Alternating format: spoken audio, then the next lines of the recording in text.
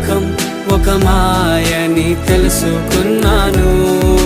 ఏది నా సొంతం కాదనుకున్నాను.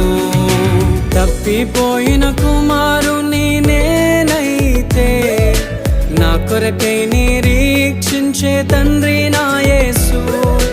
తప్పిపోయిన కుమారుని నేనైతే నా కొరకై నిరీక్షించే తండ్రి నా యేసు.